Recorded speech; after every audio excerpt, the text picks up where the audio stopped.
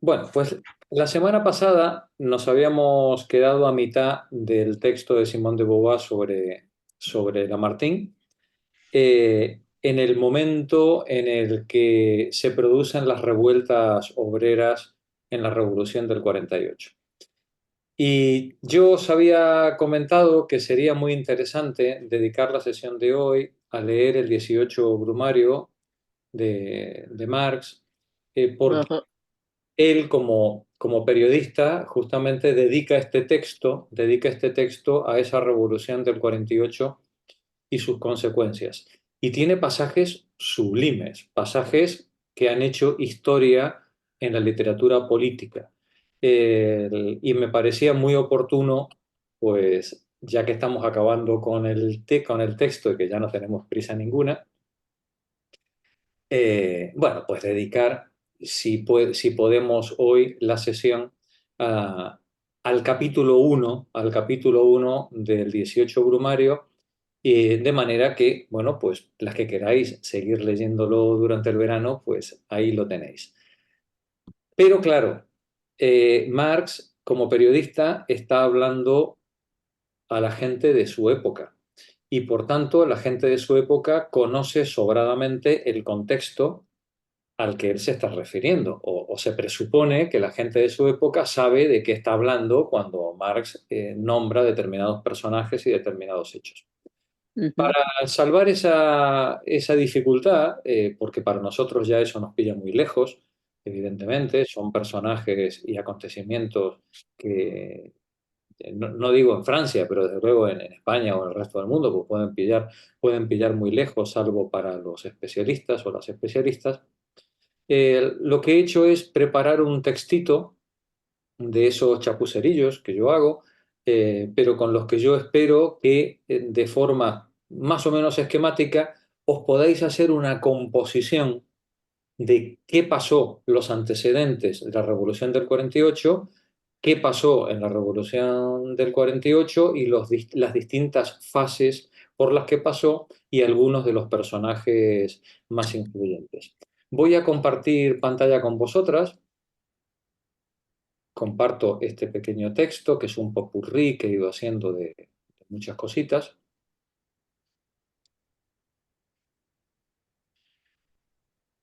Y ya os digo, no pretende ser un texto de historia, ni muchísimo menos, ¿vale? Es un popurrí pues, de información recogida de distintos sitios, con la idea de ordenar los hechos de una manera más o menos esquemática, los hechos principales, eh, y poder tener, pues, el fondo sobre el que Marx luego nos va a hablar en el 18 Brumario.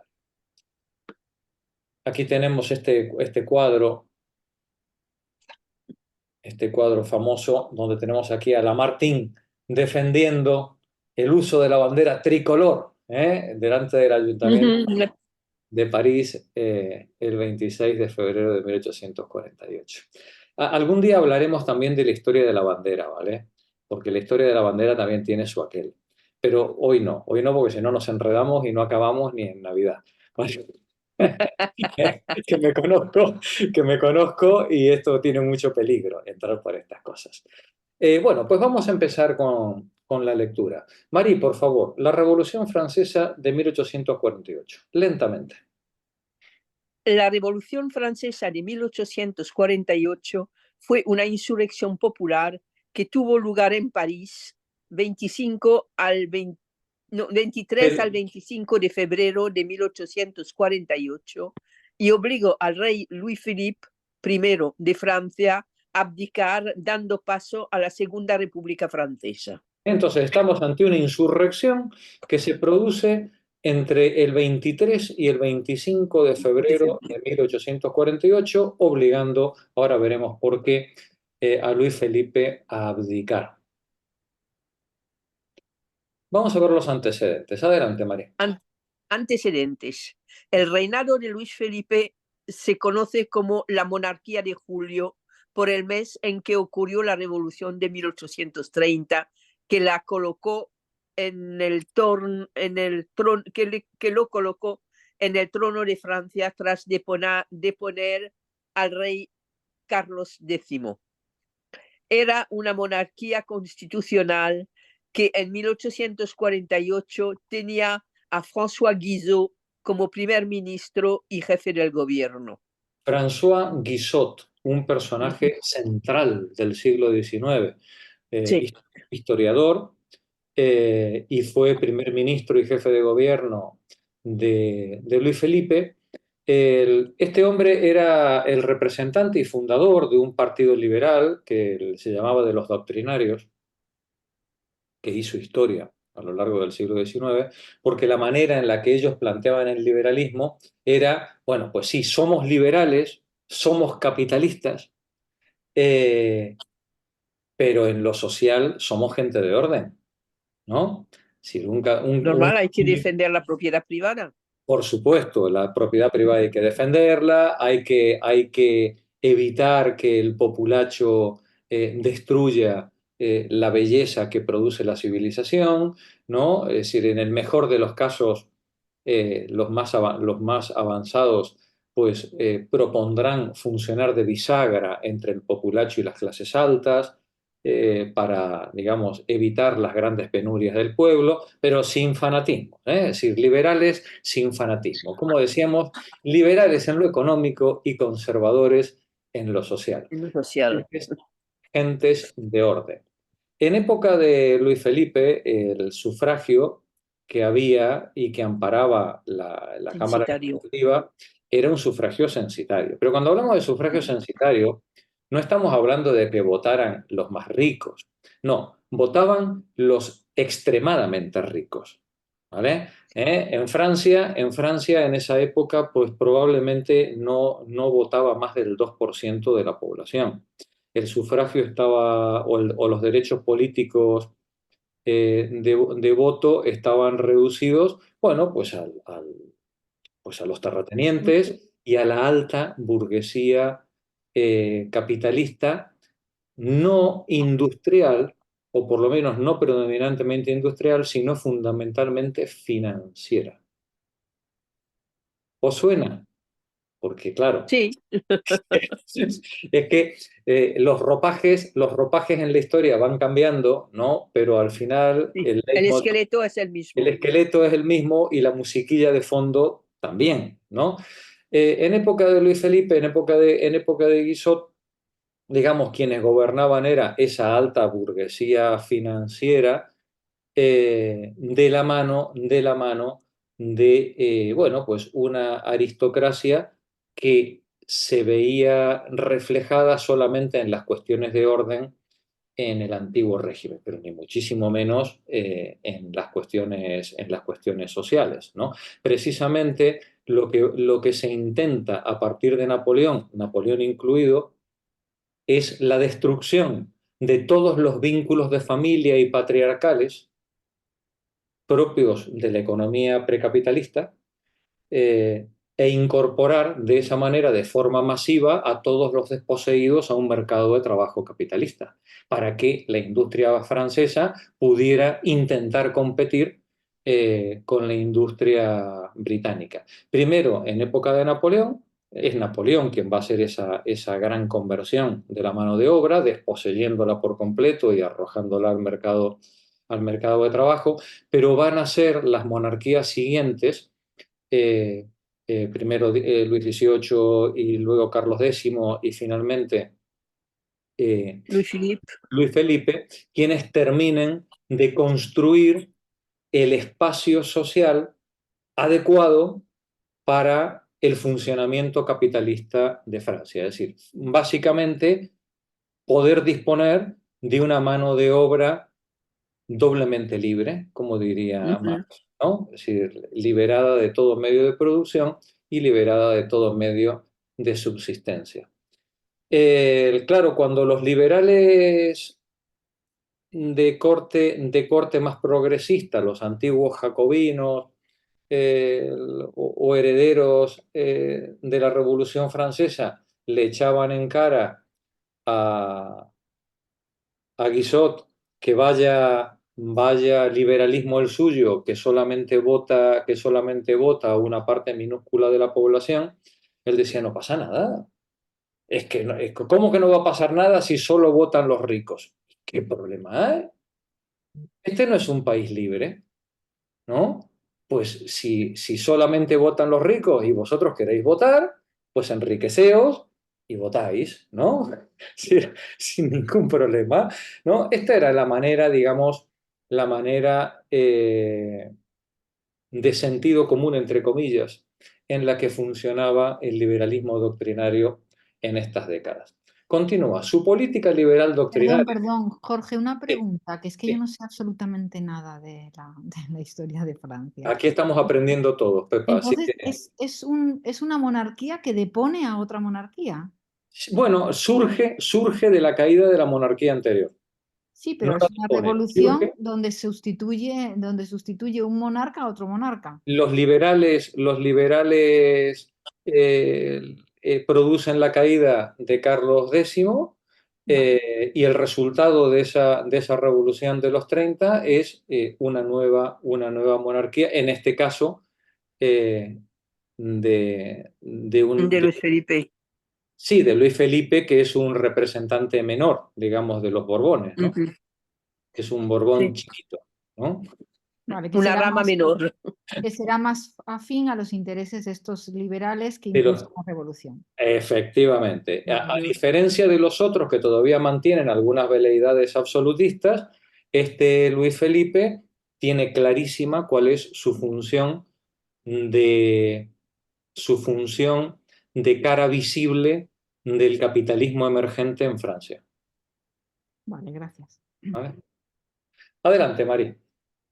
Su política liberal doctrinaria, con una base electoral muy restringida, solo tenían derecho a votar la alta burguesía y los terratenientes, favorecía principalmente a la alta burguesía, especialmente a la financiera, en detrimento de la pequeña burguesía, los intelectuales y los trabajadores, por lo que no era del gusto de la opinión popular ni del creciente movimiento republicano que lo hacían responsable de la mala situación que Francia sufría en estos años y que se hizo especialmente grave a partir de 1845 con el cierre de fábricas, el aumento de los desempleados y el hambre que se generaliza. Como hoy, ¿Cómo hoy? la, la pequeña burguesía y los estudiantes acaban uniéndose en las protestas obreras, compartiendo con ellos un sentimiento creciente de desilusión y descontento ante el bloqueo de las cada vez más urgentes y deseadas reformas democráticas, sociales y electorales, pero que nunca eran aprobadas. Detente un momentito. Me interesa esta trinidad que Sí. que aparece nuevamente en Francia. Ha aparecido en 1789, ha aparecido otra vez en 1820, ha aparecido en 1830 y vuelve a aparecer otra vez en 1848. 48. Y Y seguramente no aparecerá nunca más. ¿Vale? La revolución de 1848 probablemente sea el entierro de la idea de fraternidad. En 1848, la pequeña burguesía que se siente apartada y ninguneada por el liberalismo doctrinario hace causa común con los estudiantes pobres y con las protestas obreras de esta clase obrera emergente que está saliendo a partir de la desposesión del campo y de las luchas obreras. esa Eh, pequeña burguesía no eran más bien intelectuales. sí, pero también los pequeños tenderos, el pequeño tendero, el pequeño artesano, el que tiene dos, tres trabajadores o Ajá. 10 trabajadores, el taller de pintura, el carrocero, el impresor, los tejedores, ¿no? Pues hay Uh-huh. toda hay todo, digamos, una pequeña burguesía de gente que vive no solo de explotar a los demás, sino de autoexplotarse, ¿no? En Sí, de su propio trabajo. también de su propio trabajo, ¿no? Y también, pues, lógicamente, pues de explotar a los que tiene al lado, faltaría más. Ujú. Así. Pero que le son negados sus derechos políticos. No Mm, solamente que son negados a los judíos, a los pobres, a las prostitutas, sino también a toda esta gente que ellos dicen, oye, ¿y yo por qué no? ¿Y yo por qué no? Si sé leer y escribir, tengo mis medios de vida, es decir, ¿por qué estoy excluido de mis derechos políticos? Y en 1848, de la mano de una crisis generalizada, esto es importante porque sabéis que mientras las habichuelas están en el plato y las cosas van bien, todo el mundo vive muy tranquilo, ¿no? Claro, cuando se producen las crisis generalizadas, entonces es cuando eh, la gente sale a la calle a preguntar ¿y de lo mío qué? ¿No? ¿Y de lo mío qué? Claro, la clase obrera que está surgiendo, que está emergiendo de la desposesión masiva que se está produciendo en el campo, recordemos Inglaterra ha hecho el mismo camino unas décadas antes, ¿no? Esta clase obrera que está emergiendo se está instituyendo en su propia identidad, se está reconociendo como un sujeto político desposeído. Los estudiantes saben que si no son hijos de o primos de o sobrinos de, pues lo más que pueden aspirar es a ser tutores de algún señorito, de los hijos de algún señorito o de alguna duquesa, ¿no? No van a tener acceso a ningún otro medio, porque la administración está reservada a los hijos de las familias más importantes. y a los nobles. No quiero señalar similitudes con la actualidad, ¿vale? ¿No? Pero claro, cuando uno ve la École Polytechnique, ¿no? Es decir, o cualquiera de las grandes instituciones formativas europeas, españolas incluidas, hombre, la selección de los estudiantes está hecha entre los hijos de la clase dirigente.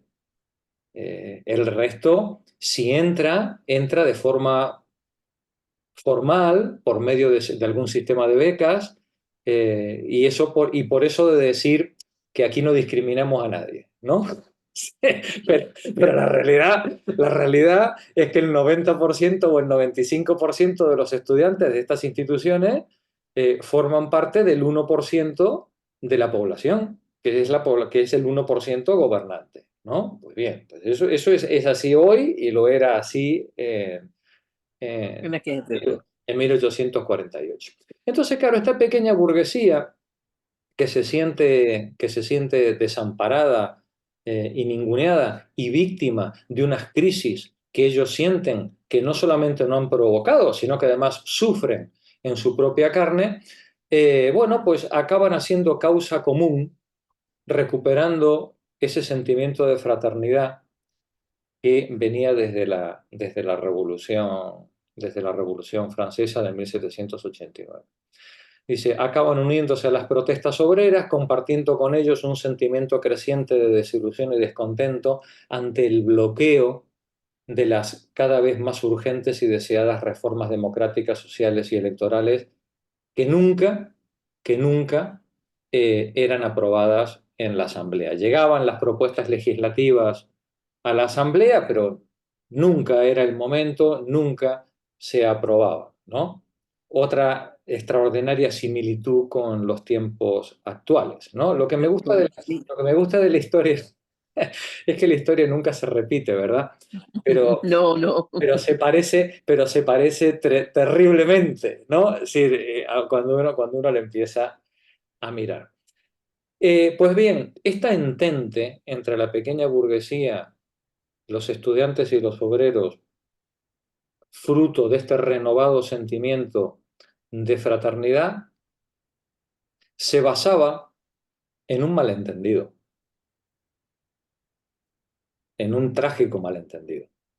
Se basaba en el trágico malentendido de creer que tenían intereses comunes Y la realidad es que el único interés común que tenían era Guizot y Luis Felipe.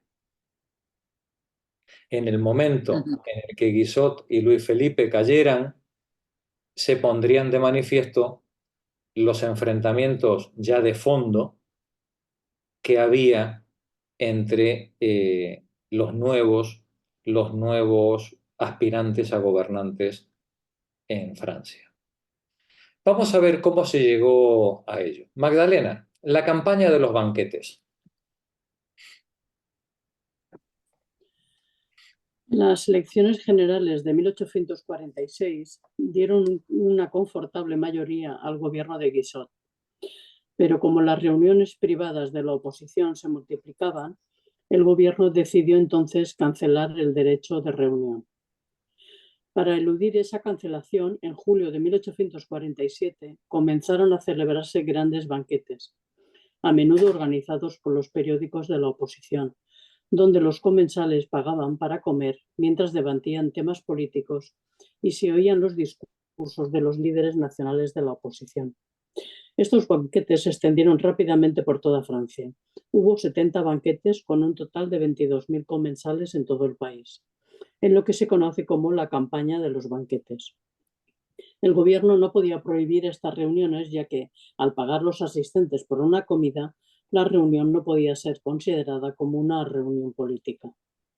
Hasta que la relativa tolerancia del gobierno se agotó y un banquete organizado por los oficiales de la Guardia Nacional, previsto para el 19 de febrero de 1848 en París, fue repentinamente prohibido por el ministro de Interior Charles-Marie Tanneguy du Châtel. El banquete fue aplazado al día 22, convocándose una manifestación para el mismo día, pero los organizadores, preocupados por los posibles enfrentamientos violentos, acabaron cancelando en el último momento tanto el banquete como la manifestación. Es muy interesante, os he puesto este párrafo, porque es muy interesante ver cómo a veces la historia se desencadena por causas completamente ajenas a la voluntad de los participantes, ¿no? En este caso, pues una oposición ninguneada hace banquetes para eludir la prohibición de reuniones políticas, ¿no? Y uno de los banquetes que organizan oficiales de la Guardia Nacional el día 19, el ministro del Interior se ve que dice, no, esto ha llegado demasiado lejos, es decir, no podemos permitir esa reunión. Y entonces vuelven a convocarlo para el día 22. Pero los mismos convocantes se dan cuenta o temen de que si el día 22 intentas hacer el banquete, puede haber represión. Y si hay represión, pues ¿cómo va a responder la Guardia Nacional? ¿Cómo va a responder la policía? ¿No? Pues, y entonces dicen, oye, vamos a cancelarlo. Pero claro, no hay ni Twitter, ni TikTok, ni ninguna de esas cosas en esa época. Y entonces los organizadores que han cancelado el banquete del día 22 lo cancelan y se quedan tan tranquilos, pero el resto de París no lo sabe, que el banquete ha sido cancelado. Cuando el día 22 el banquete llegan los rumores de que no se va a celebrar, dicen los estudiantes, lo han vuelto a prohibir. Todo el mundo a la calle, a por ellos, oe, oe, oe, que no nos pueden quitar el derecho a los banquetes. Adelante, Magdalena. El 22 de febrero, numerosos estudiantes, a los que se unieron trabajadores creyendo que el banquete había sido prohibido y no cancelado, marcharon protestando por las calles de París hasta la Asamblea Nacional, demandando el sufragio universal y la dimisión del gobierno de Guizot. El rey decretó el estado de sitio, para lo que creyó que contaba con el apoyo de 30.000 soldados, la artillería de los fortines de las murallas de la ciudad y de 40.000 guardias nacionales. ¿Cómo sería la manifestación para que el rey pusiera en marcha, estamos hablando de 70.000 soldados y la artillería de los fortines? ¿Cómo sería la manifestación? Adelante, Magdalena. Pero para sorpresa de todos, la Guardia Nacional, en lugar de reprimir, se interpone entre los manifestantes y las tropas del ejército. Mientras en la asamblea, el monárquico Odilon Bagot, en un último intento de salvar la monarquía, pide sin éxito la dimisión del gobierno por su incapacidad de resolver la crisis. Es decir, que cuando cuando el gobierno ve que la Guardia Nacional no está dispuesta a participar en la represión, los monárquicos dicen, hay que sacrificar al gobierno. Vamos a eliminar al gobierno, eliminamos a Guizot y salvamos la monarquía, ¿no? La gente se queda contenta y asunto arreglado. Adelante. El El 23 de... 23 de febrero por la mañana, la Guardia Nacional tomó abiertamente partido por la ciudadanía y la insurrección se extendió, volviéndose incontrolable por la tarde. El rey Luis Felipe se niega a ordenar que el ejército disparase contra la población insurrecta y, de acuerdo con sus consejeros, destituye a Guizot, pidiendo al conde Mathieu Molé que formara un nuevo gobierno. Para celebrar esta primera victoria, los ciudadanos, y dicen que también algunos diputados de la oposición, desfilaron por la noche por las calles de la capital. Detente un momento. Fijaos la maniobra de Luis Felipe, muy inteligente, ¿no? Es decir, él y los suyos, ¿no?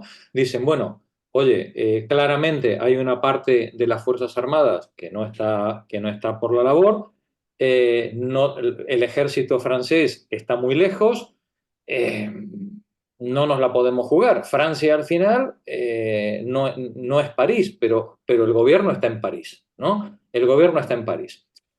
Así que, pues, bueno, pues no tratemos de apagar el fuego echando gasolina. No tratemos de apagar el fuego echando gasolina. Vamos a destituir al gobierno y ordenemos la formación de un nuevo gobierno. Y así, pues oye, pues en principio hemos concedido lo que la gente quiere. Bien, pues hemos salvado los tiestos y puede continuar la monarquía. Es Pero, una de las principales ventajas que tiene un gobierno teniendo, bueno, una monarquía o una república, un presidente de la república o un claro, rey, es que tiene un jefe de gobierno que claro, sirve de fusible. sirve de fusible, efectivamente, efectivamente. Pero lamentablemente las cosas no salieron para como se Como, esperaba. Adelante, Magdalena. Para celebrar esta primera victoria, Sí, los ciudadanos, y dice que también algunos diputados de la oposición, desfilaron por la noche por las calles de la capital. Pero en una calle cercana al Boulevard de los Capuchinos, un grupo de manifestantes que trata de avanzar topa con un grupo de soldados que lo impide, y durante la trifulca alguien dispara en fusil. Los soldados comienzan a disparar contra la muchedumbre, con un saldo de 80 heridos y 65 muertos. casi nada, Mm. casi nada. muy Alguien, valentísimo. fijaos qué arbitraria es la historia, ¿no?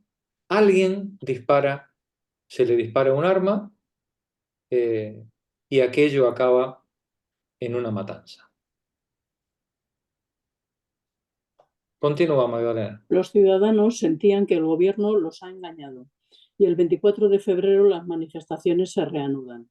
Estudiantes, obreros, artesanos y miembros de la pequeña burguesía marchan por la ciudad asaltando tiendas, robando armas, quemando edificios públicos y levantando barricadas, alrededor de 1500 en toda la ciudad.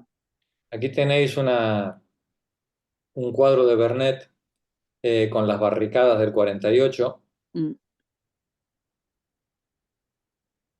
y hay un daguerrotipo que no me... Ah, sí, aquí está. Esta es fantástica. Mm. Esta es fantástica con las... Esto no es dibujito, esto es imagen. ¿Veis? Ahora entendéis por qué París fue reestructurado, igual que las grandes capitales, también fueron reestructuradas a partir de estas revoluciones, tanto la del 48 como la del 71, precisamente para impedir que se pudieran hacer este tipo de barricadas e inmovilizar los movimientos de tropas, ¿no? Eh, las barricadas fueron un antes y un después en la insurrección y el símbolo, desde luego, siempre fue siempre ha sido París, ¿no? El símbolo de la barricada.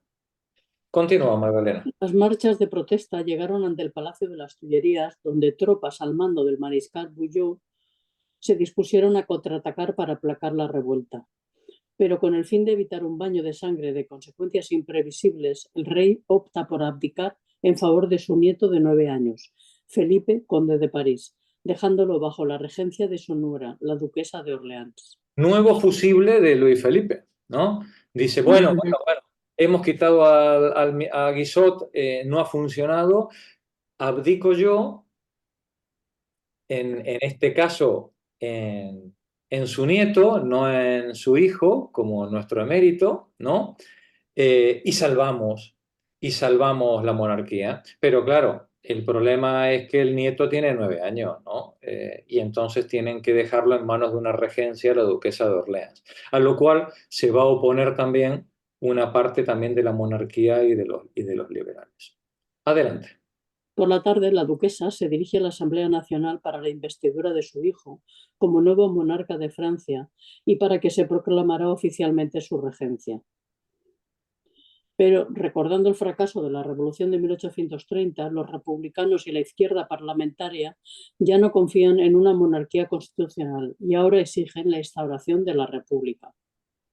Apoyados por la presión popular de los manifestantes que irrumpieron en la Asamblea, se decide la formación de un gobierno provisional bajo la presidencia del veterano Dupont de l'Eure, que tendría el encargo de dirigir el país hasta que se celebraran elecciones y la aprobación de una nueva constitución republicana.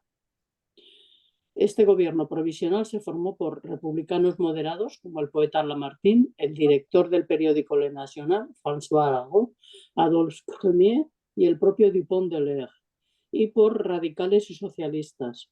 En torno al periódico La Réforme, con Flocon, su redactor jefe Ledru Rollin, Louis Blanc y el obrero Albert, sin apellido, que aparte del sufragio universal masculino y de una reforma política, pedían profundas reformas sociales para mejorar las difíciles condiciones de los trabajadores.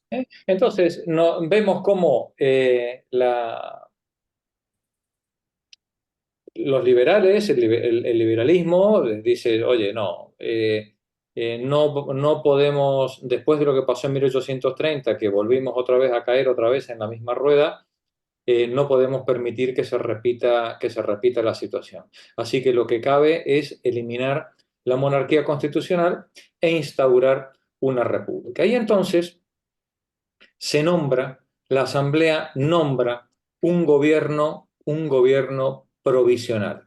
Es importante el concepto porque al ser un gobierno provisional, es un gobierno que tiene la misión de gestionar los destinos de Francia hasta que se puedan convocar nuevas elecciones, una asamblea constituyente y hacer una nueva constitución, ¿no? Sí, de la que surja un gobierno legítimo para Francia. Por tanto, cuando la asamblea nombra este gobierno provisional, lo nombra con la intención de que durante un plazo lo más corto posible de tiempo, se puedan generar las condiciones políticas, sociales, para convocar esas nuevas elecciones y una nueva constitución.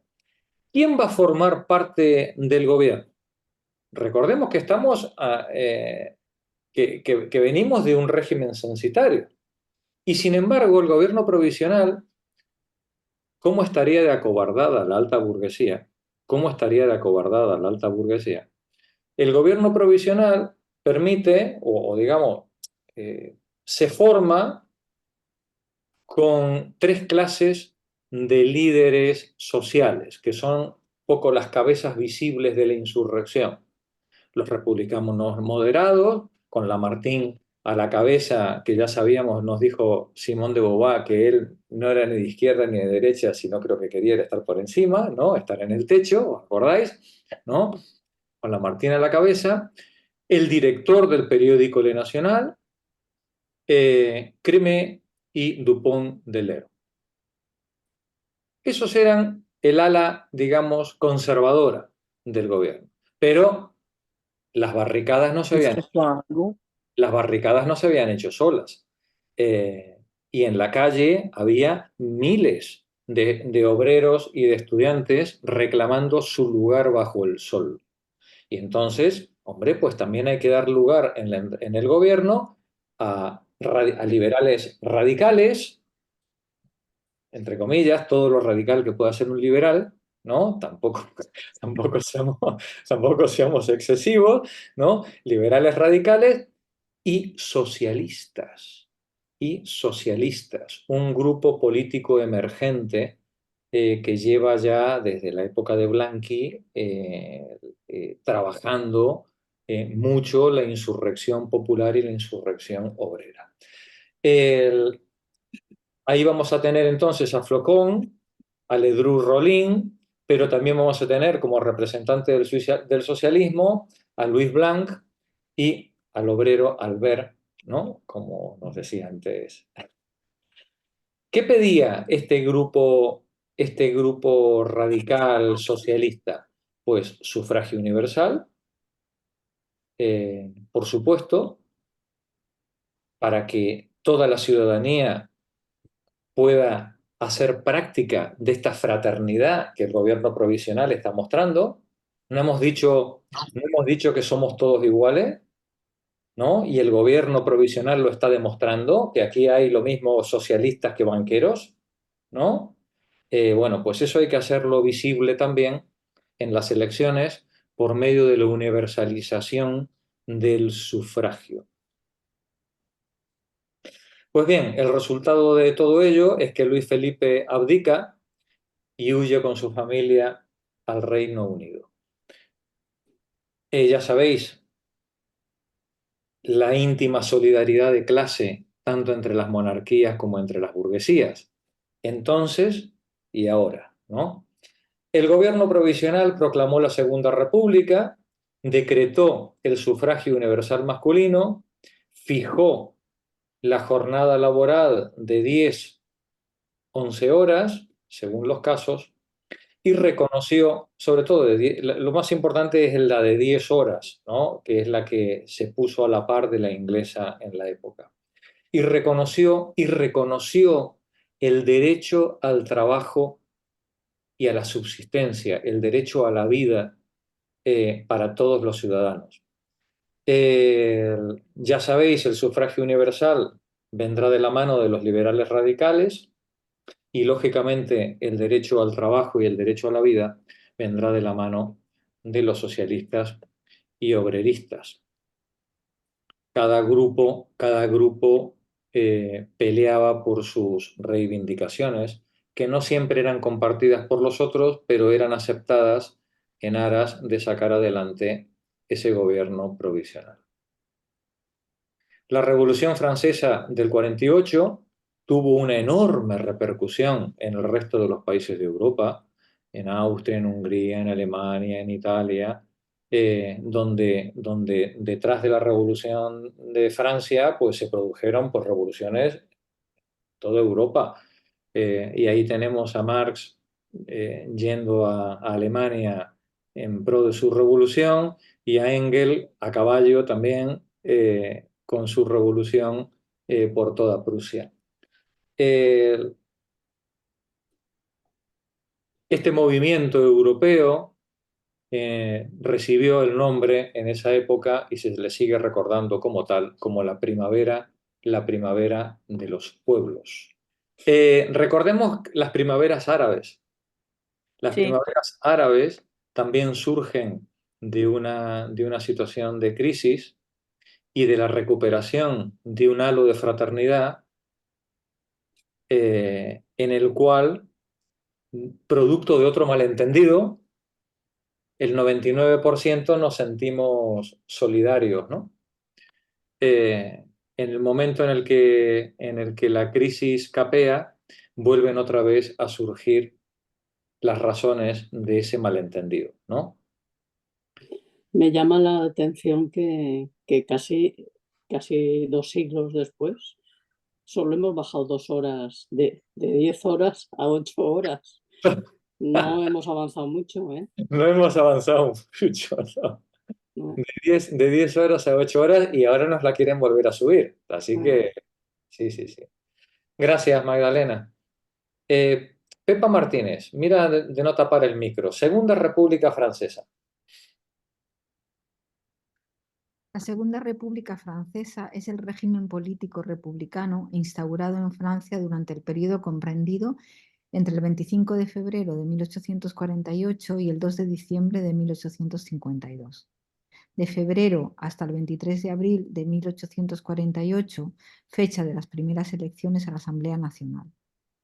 El gobierno provisional de la República se compone de republicanos moderados: Alphonse de Lamartine, Garnier, Pallés, Arago, Crémier, Marie; de radicales, de Durolin, Marrast, Flocon; y de socialistas, Louis Blanc y Albert.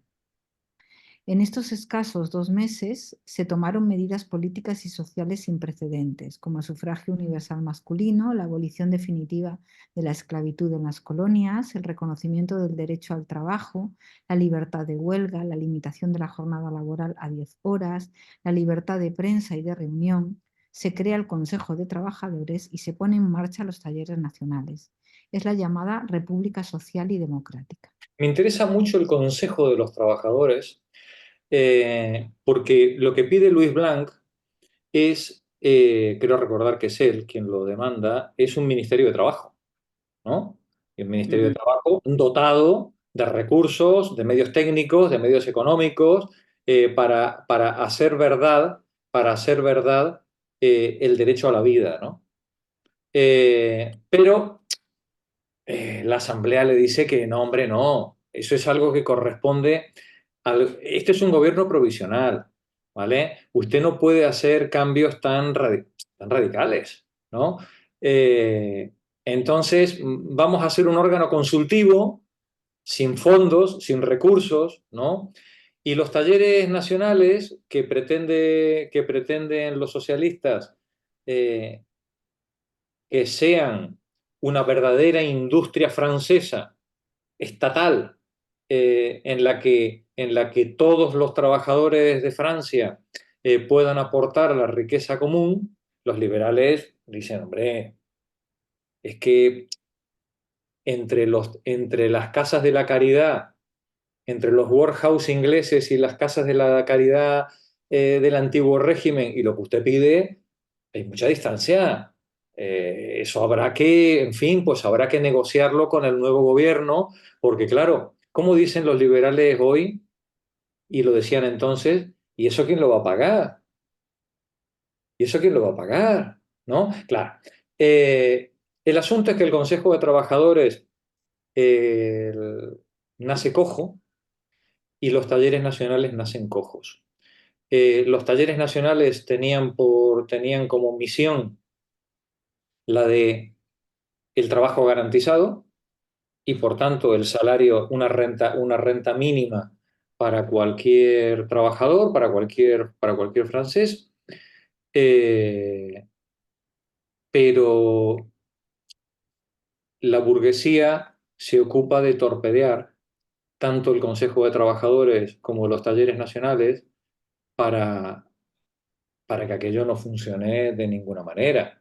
Y entonces los talleres nacionales terminan transformados, bueno, pues en una casa de subsidios con unos trabajos bastante improductivos e inanes, porque la burguesía no tenía ningún interés en que eso funcionara de verdad, ni como un derecho al trabajo, porque él quitaría la mano de obra, quitaría el ejército industrial de reserva de las manos de los capitalistas, ni como una industria verdaderamente productiva. Por ejemplo, Lamartine en un arranque de poesía se le ocurre proponer utilizar los talleres nacionales para la red ferroviaria francesa, ¿no? Pero enseguida sus compañeros de pupitre le dicen, oye, Lamartine, pero No te pases. ¿tú en qué equipo juegas, machote? Sí, eso no puede ser, que no, que nos estás pegándole una patada a nuestros intereses de clase. Continúa, Pepa. Pero que Una era una cosa, especie de creación perdón, de obra pública. Di, Mari, di. sí, estos talleres nacionales también hacían eh, escapar del mercado a la producción esta, porque como eran nacionales, Claro, eran claro. garantizados por el Estado, se salía del mercado. Los talleres nacionales eran anticapitalistas de cabo a rabo. Total. Totalmente, claro, claro. Ya, creo que es muy claro, es muy evidente por qué razón no podían dejarlo funcionar. Claro, de ninguna manera. Gracias, María. Adelante, Pepa. Pero el gobierno provisional también tenía que preparar las elecciones generales y la Asamblea Constituyente. Luis August Blanqui recomendó sin éxito que se retrasasen las elecciones de la Asamblea Constituyente al considerar que las clases populares aún no estaban suficientemente maduras. Luis Auguste Blanqui, el mayor revolucionario que dio Francia en el siglo XIX, dice, pero ¿cómo que vas a hacer un sufragio universal y restricto, hombre? Cuando todo el campesinado es bonapartista. Todo el campesinado francés es de la derecha más rancia bonapartista. Es que hemos perdido la cabeza, ¿no? Bueno, pues claro, seguramente los socialistas y los radicales tenían ese temor, pero los liberales y la derecha liberal clásica francesa sabían muy bien que abriendo el sufragio al campesinado, podían ganar por goleada las siguientes elecciones. Continúa. Pero las elecciones a la Asamblea Constituyente se llevaron a cabo, las primeras con sufragio universal masculino, y el peso del voto campesino, tradicionalmente conservador, hizo girar la política nacional a la derecha. Los radicales y los socialistas son apartados del gobierno, que a partir de ahora queda reducido a 5 miembros: Arago, Lamartine, Ledru-Rollin, Marie y Garnier-Pallés. Claro, sí, en el momento en el que la asamblea se derechiza y pierde y los obreros parisinos dejan de tener representación, el gobierno provisional también cambia y se derechiza expulsando del gobierno precisamente a quienes habían promovido y conseguido Iniciado. esa legislación progresista de la que antes habíamos hablado. Y empiezan las medidas contrarrevolucionarias, empieza el desmontaje de lo poco que había hecho el gobierno provisional. Adelante. Una de las primeras medidas impopulares adoptadas el 20 de junio de 1848 fue el intento de desmantelar los talleres nacionales y dispersar a los obreros, no solo por su coste económico, sino porque eran considerados por la derecha como un centro de propaganda política radical. Claro, en los talleres nacionales se juntaban todos ahí pues a cascar y a hacer planes, ¿no? Eran pues una especie de organización obrera y aquello la derecha no lo podía consentir de ninguna manera. Vamos a ver qué pensaban los nuevos dirigentes de Francia. Para los nuevos dirigentes de Francia, los talleres nacionales eran una aberración económica y social y un peligro político. Les repugnaba la idea de que se pueda pagar a alguien para no hacer nada y de que se implanten ayudas sociales cuando, según ellos, esas ayudas deberían depender de la caridad privada. Están fundamentalmente opuestos a que el Estado intervenga en el terreno económico y en la regulación de las relaciones laborales entre los empresarios y sus asalariados. Se prohíben las huelgas y los sindicatos, y la aplicación de la legislación sobre el trabajo infantil se ve enormemente dificultada. Para ellos, los talleres nacionales son un pozo financiero y un desastre moral, un foco activo de fermentación permanente, la alteración más desoladora del carácter tan glorioso y altivo del trabajador. En realidad, el coste de los talleres nacionales en los presupuestos del Estado es mínimo, alrededor del 1%. Pero ponía freno al ejército industrial de reserva que necesitaba la incipiente burguesía industrial para poder medrar y competir. Ya veis el argumentario, ¿no? De los nuevos, la nueva derecha, ¿no? ¿Cómo vas a pagar a alguien para no hacer nada, ¿no? ¿Cómo le vas a dar un subsidio a un pobre y vas a destruir el carácter tan glorioso y altivo que tiene un trabajador hambriento? ¿No? Bien, como veis, el argumentario sigue siendo el mismo, no ha cambiado gran cosa después de 200 años. Ellos estaban fundamentalmente opuestos a que el Estado interviniera en el terreno económico y en la regulación de las relaciones laborales entre los empresarios y sus asalariados. Bueno, pues como comprenderéis, esto no podía salir bien, ¿no? Continúa, Pepa. Este golpe Este contra... golpe, es- este golpe contrarrevolucionario provocaría las manifestaciones de protesta en París del 23 al 26 de junio de 1848, conocidas como Jornadas de Junio. Aún hoy los historiadores están divididos en considerar si esta maniobra fue una mera torpeza o una provocación deliberada con el fin de alentar la revuelta y así poder reprimir y terminar de desmantelar al movimiento obrero que se había crecido desde febrero. Los obreros volvieron a tomar las calles levantando barricadas. El gobierno declaró el estado de sitio y la revuelta fue duramente reprimida por el general Cavaignac, quedando hasta diciembre la República marcada por un nuevo sello conservador y autoritario, en el que la mayoría de los avances sociales conseguidos en los primeros 2 meses fueron desmantelados. Fuertes poderes al Ejecutivo, limitación o supresión de los derechos como el trabajo o libertad de prensa, supresión de los talleres nacionales y control de los clubes políticos de izquierda. Control de los clubes políticos, ¿no? Gracias, Pepa. Elida, termina tú. De la Segunda República al Segundo Imperio. El 10 de diciembre de 1848, el primer presidente de la República Francesa es elegido por sufragio universal masculino. Se trata de Luis Napoleón Bonaparte. ¿A quién iban a votar los campesinos que tenían sus tierras asignadas gracias a las expropiaciones que había fomentado la Revolución y luego protegido Napoleón? ¿No? Es decir, ¿a quién iban a votar si no a un familiar de Napoleón? ¿No? Pues evidentemente, ¿no? Adelante. El príncipe presidente, sobrino de Napoleón Bonaparte. La Constitución preveía un mandato presidencial de 4 años, sin posibilidad de reelección. Pero a partir de 1850, Luis Napoleón Bonaparte multiplicó sus giras a las provincias con vistas a una posible reelección. En mayo de 1850 se suprime el sufragio universal y se incrementa el control sobre las universidades, la prensa y los clubes políticos. Ante la negativa de la Asamblea a modificar la Constitución, preparó minuciosamente un golpe de Estado que llevó a cabo el 2 de diciembre de 1851, tomando militarmente los puntos estratégicos del país. La represión y aniquilación de sus oponentes fue fulminante. Disuelve la Asamblea, detiene a los diputados reticentes y usa el ejército contra la resistencia popular en la calle.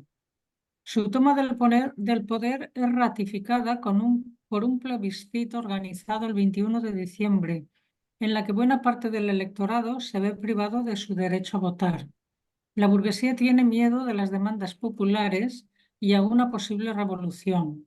La Constitución va a ser modificada, estableciendo un mandato presidencial de 10 años, limitando las prerrogativas de la Asamblea Nacional y concentrando los poderes en manos del Ejecutivo. El 7 de noviembre de 1852, un nuevo plebiscito pone fin a la Segunda República e instaura el Segundo Imperio. Luis Napoleón Bonaparte es proclamado como Napoleón III, emperador de los franceses. El 2 de diciembre de 1852, fecha recordatoria de la coronación de Napoleón I y de la batalla de Austerlitz. Gracias, Elida. Bueno, esto es luego os paso el textito para que lo tengáis de recordatorio. Esto, insisto, es un pequeño popurrí con las líneas, con las cuestiones principales que fueron ocurriendo a lo largo de ese primer año, sobre todo, ¿no? Que es el primer año de la República, de la Segunda República. Y ahora con eso yo creo que vamos a poder saborear un poquito mejor el texto de Marx. Voy a compartir pantalla con vosotras y vamos a ver el 18 Brumario de Luis Bonaparte.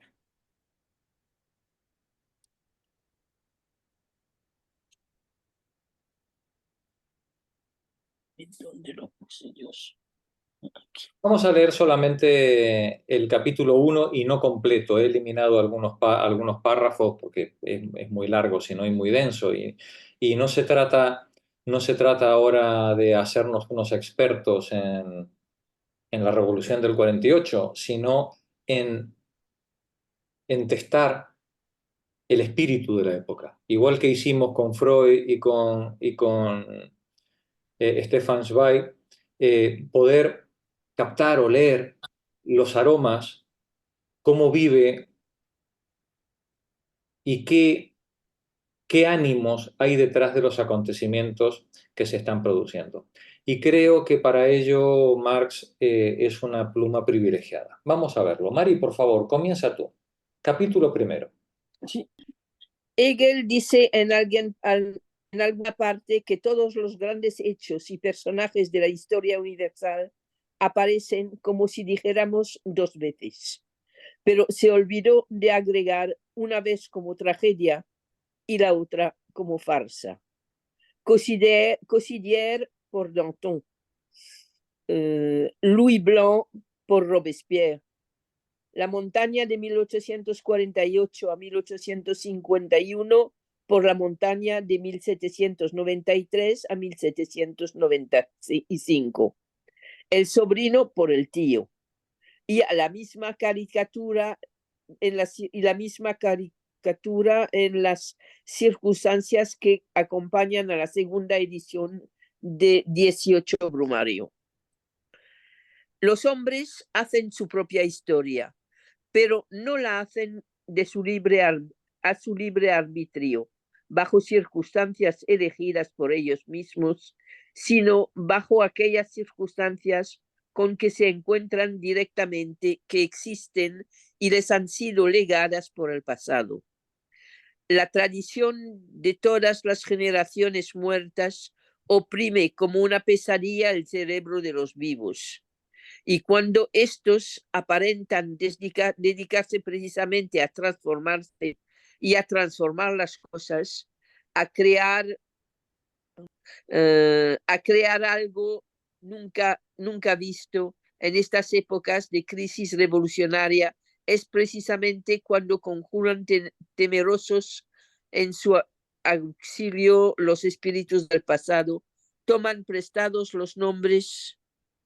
sus nombres, sus consignas de guerra, su ropaje, para, con este disfraz de vejez venerable y este lenguaje prestado, representar la nueva escena de la historia universal. Detente un momentito, Mari, gracias. Sí. Bueno, ya veis, aquí tenemos dos párrafos que han dado la vuelta al mundo.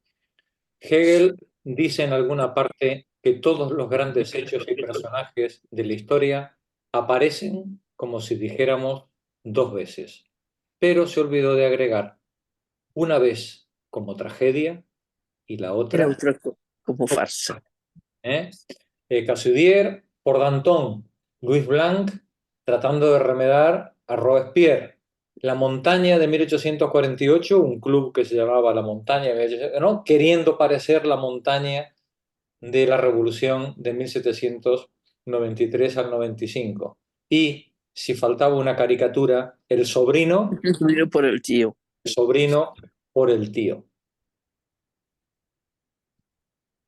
Este párrafo que os he puesto en amarillo, sí, grabadlo, por favor, en vuestras mentes, porque es un elemento de teoría política y de práctica política fundamental, desde que lo escribió Marx hasta nuestros días. Los hombres hacen su propia historia, por supuesto, pero no la hacen a su arbitrio, bajo circunstancias elegidas por ellos mismos, sino bajo aquellas circunstancias con que se encuentran directamente, que existen y les han sido legadas por el pasado. Cuando nosotros nos enfrentamos a la actividad política, nos gustaría hacer ciertas cosas, pero que no caben en el mundo en el que vivimos. Para ciertos objetivos hay que construir el mundo que permita esos objetivos. Los hombres hacen su propia historia, por supuesto, somos libres, pero no hacemos la historia enteramente a nuestro capricho, sino en las circunstancias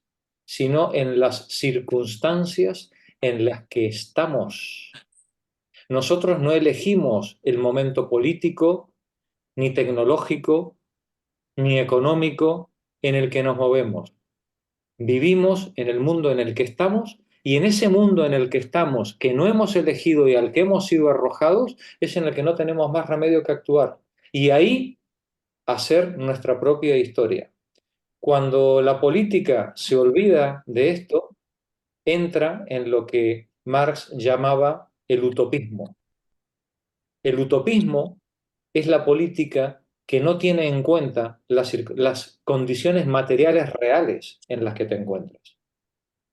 Y esas condiciones materiales reales son las que te dicen, pues, qué es lo que está en tus manos hacer, qué proyectos te puedes plantear. Y si quieres otros proyectos que no caben en las circunstancias actuales, entonces tu labor política tendrá que ser la de construir las condiciones materiales para que ese otro proyecto más adelante en el futuro pueda empezar a plantearse. Sin embargo, dice, la tradición de todas las generaciones muertas oprime como una pesadilla el cerebro de los vivos. Cuando nosotros actuamos, cuando nosotros obramos en el mundo, siempre tenemos presente lo que hicieron nuestros antepasados. La tradición de todas las generaciones muertas oprime como una pesadilla el cerebro de los vivos. Y lo tenemos presente a veces consciente o inconscientemente, pero el pasado siempre oprime nuestro cerebro como una pesadilla. Y cuando estos vivos, cuando nosotros intentamos aparentar dedicarnos precisamente a transformarnos y a transformar las cosas, a crear algo nunca visto en estas épocas de crisis revolucionaria, es precisamente cuando conjuran temerosos en su auxilio los espíritus del pasado. Toman prestados sus nombres, sus consignas de reguerra, su ropaje, para con este disfraz venerable y este lenguaje prestado representar la nueva escena, la nueva comedia, si sale mal, de la historia universal. Dice, así Lutero se disfrazó del apóstol Pablo, la revolución del 89 se vistió alternativamente con el ropaje de la República Romana, y la revolución de 1748 no supo hacer nada mejor que parodiar aquí a la de 1789 y allí la tradición revolucionaria del 93 al 95. Es como el principiante que ha aprendido un nuevo idioma. Lo traduce siempre a su idioma nativo, pero solo se asimila el espíritu del nuevo idioma y solo es capaz de expresarse libremente en él cuando se mueve dentro de él sin reminiscencias y olvida en él su lenguaje natal. Continúa, por favor. Si examinamos esas conjuraciones de los muertos, un momento. Si examinamos esta conjuración de los muertos en la historia universal, observaremos enseguida una diferencia que salta a la vista. Camille Desmoulins, Danton, Robespierre, Saint-Just, Napoleón, los héroes los mismos que los partidos y la masa de la antigua Revolución Francesa cumplieron bajo el ropaje romano y con frases romanas la misión de su tiempo. Librar de las cadenas e instaurar la sociedad burguesa moderna. Los unos hicieron añicos las instituciones feudales y cegaron las cabezas feudales que habían brotado en él. El otro creó en el interior de Francia las condiciones bajo las cuales ya podía desarrollarse la libre concurrencia, explotarse la propiedad territorial parcelada, aplicarse las fuerzas productivas industriales de la nación que habían sido liberadas. Y del otro lado de las fronteras francesas, valió por todas partes las formaciones feudales y el grado en que esto era necesario para rodear a la sociedad burguesa de Francia en el continente europeo de un ambiente adecuado, acomodado a los tiempos. Detente un momentito. Sí. Él hace la comparación de los primeros revolucionarios y luego del golpe de Estado de Napoleón, ¿no? Y Ajá. si examinamos estas conjuraciones de los muertos en la historia universal, observaremos enseguida una diferencia que salta a la vista, ¿no? Los Danton, Robespierre, Saint-Just, ¿no? Y Napoleón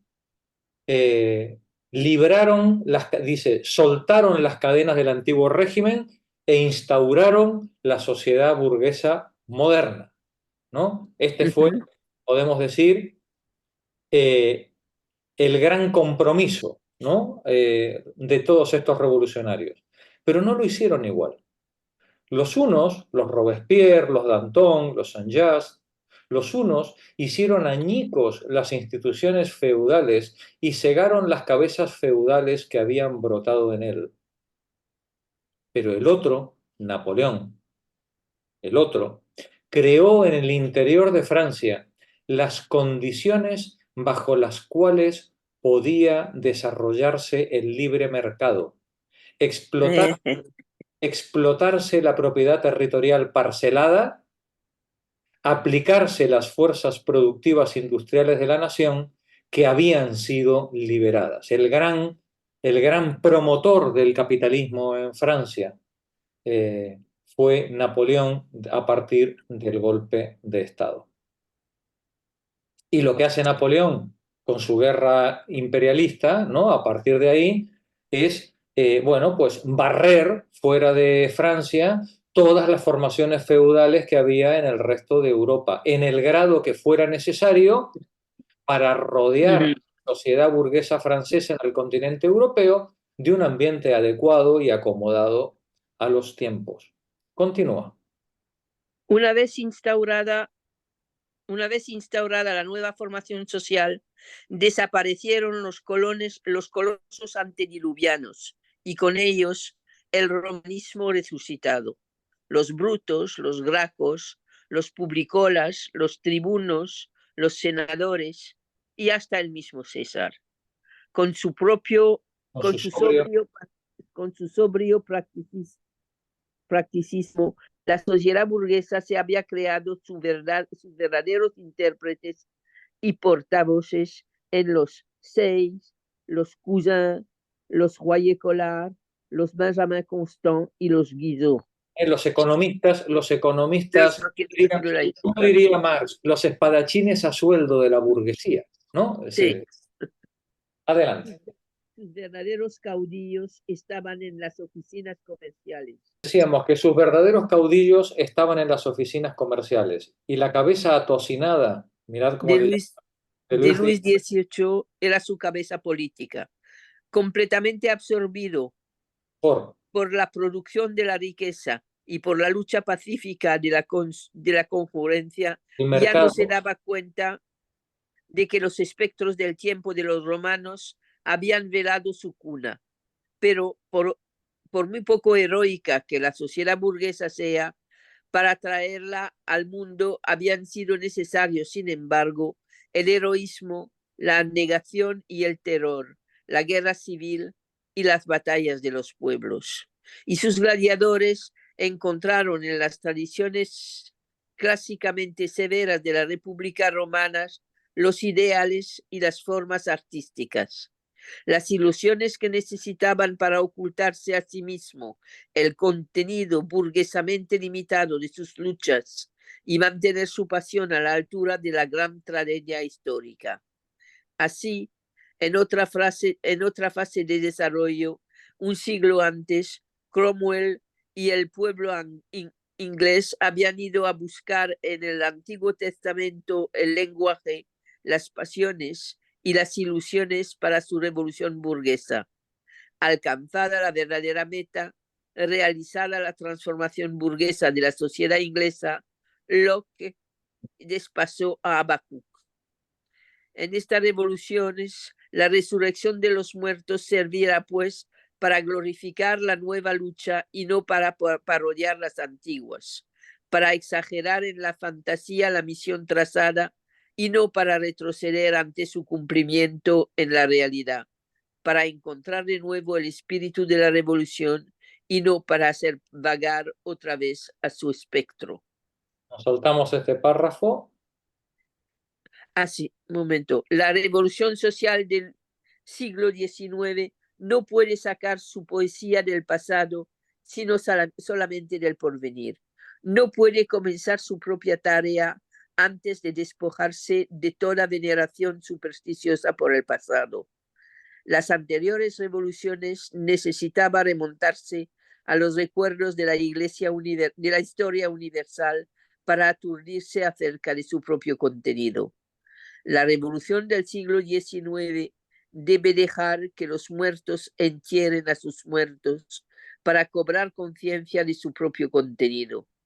Allí la frase desbordaba el contenido. Aquí el contenido desborda la frase. Gracias, Mari. Magdalena, sigue tú. La Revolución de Febrero cogió desprevenida, sorprendió a la vieja sociedad, y el pueblo proclamó este golpe de mano inesperado como una hazaña de la historia universal con la que se abría la nueva época. El 2 de diciembre, la Revolución de Febrero es escamoteada por la voltereta de un jugador tramposo, y lo que parece derribado no es ya la monarquía, sino las concesiones liberales que le habían sido arrancadas por seculares luchas. Lejos de ser la sociedad misma la que se conquista un nuevo contenido, parece como si simplemente el Estado volviese a su forma más antigua, a la dominación desvergonzantemente simple del sable y la sotana. Así contesta el coup de main de febrero de 1848, el coup de tête de diciembre de 1851. Por donde se vino, se fue. Sin embargo, el intervalo no ha pasado en vano. Durante los años de 1848 a 1851, la sociedad francesa asimiló y lo hizo mediante un método abreviado por ser revolucionario, las enseñanzas y las experiencias que en un desarrollo normal, lección tras lección, por decirlo así, habrían debido preceder a la Revolución de Febrero, para que ésta hubiera sido algo más que un estremecimiento en la superficie. Hoy la sociedad parece haber retrocedido más allá de su punto de partida. En realidad lo que ocurre es que tiene que empezar por crearse el punto de partida revolucionario, la situación, las relaciones, las condiciones, sin las cuales no adquiere un carácter serio la revolución moderna. Recordemos el párrafo inicial, ¿no? En el que nos dice: los hombres hacen su propia historia, pero no la hacen a su libre arbitrio, bajo circunstancias elegidas por ellos mismos, sino bajo aquellas circunstancias con que se encuentran directamente, que existen y les han sido legadas por el pasado. Y aquí nos dice él: hoy la sociedad parece haber retrocedido más allá de su punto de partida. En realidad, lo que ocurre es que tiene que empezar por crearse el punto de partida revolucionario, la situación, las relaciones, las condiciones sin las cuales no adquiere un carácter serio la revolución moderna. Si tú no te creas si tú no creas previamente las condiciones de partida, lo único que vas a asistir es a un golpe a un cambio de mano, ¿no? Vas a poder hacer el golpe inicial porque les pillas desprevenido, pero enseguida va a venir la contrarrevolución inmediatamente después. Continúa, Magdalena. Las revoluciones burguesas, como la del siglo XVIII, avanzan arrolladoramente de éxito en éxito. Sus efectos dramáticos se atropellan. Los hombres y las cosas parecen iluminados por fuegos de artificio. El éxtasis es el espíritu de cada día. Pero estas revoluciones son de corta vida.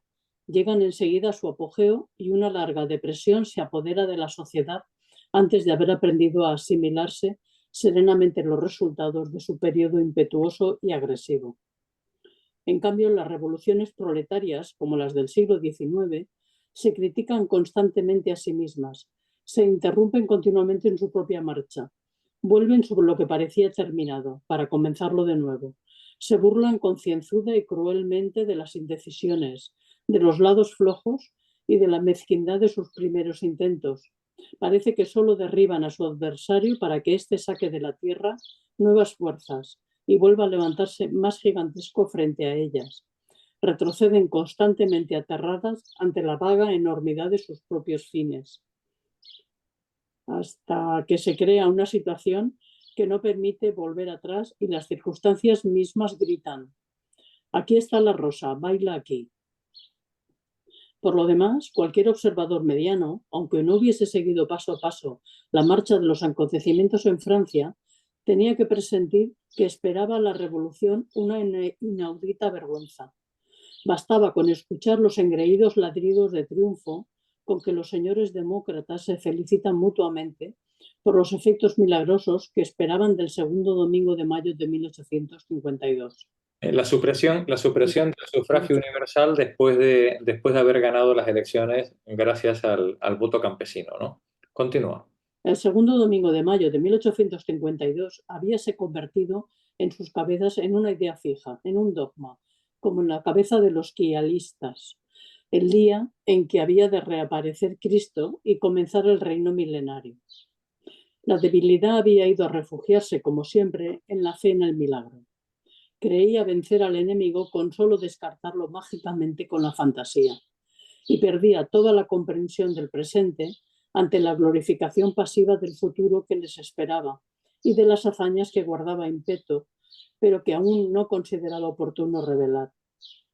Esos héroes que se esforzaban en refutar su probada incapacidad, prestándose mutua compasión y reuniéndose en un tropel, habían atado su hatillo, se embolsaron sus coronas de laurel a crédito y se disponían precisamente a descontar en el mercado de letras de cambio las repúblicas in partibus, para las que en el secreto de su ánimo, poco exigente, tenían ya previsoramente preparado el personal de gobierno. El 2 de diciembre cayó sobre ellos como un rayo en el cielo sereno y los pueblos que en épocas de mal humor pusilánime gustaban de dejar que los voceadores más chillones ahoguen su miedo interior, se habrán convencido quizá de que han pasado ya los tiempos en que el graznido de los gansos podían salvar el Capitolio. La Constitución, la Asamblea Nacional, los partidos dinásticos, los republicanos azules y los rojos, los héroes de África, el trueno de la tribuna, el relampagueo de la prensa diaria, toda la literatura, los nombres políticos y los renombres intelectuales, la ley civil y el derecho penal, la liberté, égalité y fraternité, y el segundo domingo de mayo de 1852, todo ha desaparecido como una fantasmagoría al conjuro de un hombre en el que ni sus mismos enemigos reconocen como brujo. El sufragio universal solo pareció sobrevivir un instante para hacer su testamento de puño y letra a los ojos del mundo entero y poder declarar en nombre del propio pueblo: todo lo que existe merece perecer. No basta con decir, como hacen los franceses, que su nación fue sorprendida. Ni a la nación ni a la mujer se les perdona la hora de descuido en que cualquier aventurero ha podido abusar de ellas por la fuerza. Con estas explicaciones no se aclara el enigma, no se hace más que presentarlo de otro modo. Quedaría por explicar cómo 3 caballeros de industria pudieron sorprender y reducir al cautiverio, sin resistencia, a una nación de 36 millones de almas. Como tres caballeros de industria, diríamos hoy, como 3 banqueros o tres influencers pueden reducir al cautiverio a un país entero, ¿no? Dice, recapitulemos en sus rasgos generales las fases recorridas por la Revolución Francesa desde el 24 de febrero hasta el mes de diciembre de 1851. Hay tres periodos capitales que son inconfundibles. El periodo de febrero a mayo, deberíamos decir, el periodo de febrero, se llama así, el periodo del 4 de mayo al 28 de mayo, que es el periodo de la Constitución de la República o de la Asamblea Nacional Constituyente, y por último, el periodo del 28 de mayo de 1849 al 2 de diciembre de 1851, el periodo de la República Constitucional o de la Asamblea Nacional Legislativa. Gracias, Magdalena. Pepa Martínez, el primer periodo, desde el 24 de febrero o desde la caída de Luis Felipe, hasta el 4 de mayo del 48. Fecha en la que se reúne la Asamblea Constituyente. El periodo de febrero propiamente dicho puede calificarse como de prólogo de la Revolución. Su carácter se revela oficialmente en el hecho de que el gobierno, por él improvisado, se declarase a sí mismo provisional. Y como el gobierno, todo lo que este periodo sugirió, intentó o proclamó, se presentaba también como algo puramente provisional. Nada ni nadie se atrevía a reclamar para sí el derecho a existir y a obrar de un modo real. Todos los elementos que habían preparado o determinado la revolución, la oposición dinástica, la burguesía republicana, la pequeña burguesía democrático-republicana y los obreros socialdemócratas encontraron su puesto provisional en el gobierno de febrero. No podía ser de otro modo. Las jornadas de febrero proponíanse primitivamente como objetivo una reforma electoral que había de ensanchar el círculo de los privilegiados políticos dentro de la misma clase poseedora y derribar la dominación exclusiva de la aristocracia financiera. Pero cuando estalló el conflicto real y verdadero, el pueblo subió a las barricadas. La Guardia Nacional se mantuvo en actitud pasiva. El ejército no opuso una resistencia seria y la monarquía huyó. La república pareció la evidencia por sí misma. Cada partido interpretaba a su manera. Arrancada por el proletariado con las armas en la mano, éste le imprimió su sello y la proclamó República Social. Con esto se indicaba el contenido general de la moderna revolución, el cual se hallaba en la contradicción más peregrina con todo lo que el momento podía ponerse en práctica directamente, con el material disponible, el grado de desarrollo alcanzado por la masa y bajo las circunstancias y relaciones dadas. Detente un momentito. Dice, la República pareció, ¿no? Se mostró en evidencia por sí misma. Cada partido, cada grupo político interpretaba a su manera. Arrancada por el proletariado con las armas en la mano, este le imprimió su sello y la proclamó República Social. Ahí tenemos a Louis Blanc y a Albert. Con esto se indicaba el contenido general de la moderna revolución, el cual se hallaba en la contradicción más peregrina con todo lo que por el momento podía ponerse en práctica directamente con el material disponible, el grado de desarrollo alcanzado por la masa y bajo las circunstancias y relaciones dadas. De otra parte, continúa. De otra parte, las pretensiones de todos los demás elementos que habían cooperado a la Revolución de Febrero fueron reconocidos en la parte leonina que obtuvieron en el gobierno. Por eso, en ningún periodo nos encontramos con una mezcla más abigarrada de frases altisonantes e inseguridad y desamparo efectivos, de aspiraciones más entusiastas de innovación y de imperio más firme de la vieja rutina, de más aparente armonía de toda la sociedad y más profunda discordancia entre sus elementos. Esta es la tragedia de esta revolución y de muchas. Ese malentendido de base, ¿no? Del que hablábamos antes. Los liberales, los republicanos, los trabajadores, los estudiantes, todos creían compartir una idea de Francia. Y nada más lejos, ¿eh? nada más lejos. Lo único que compartían era el odio a la monarquía y el odio a los financieros, ¿no? Pero nada, hasta Lamartine odiaba a los banqueros, ¿no? Porque Lamartine era terrateniente, era, bueno, por lo menos era propietario, ¿no? Hasta él odiaba a los banqueros, ¿no?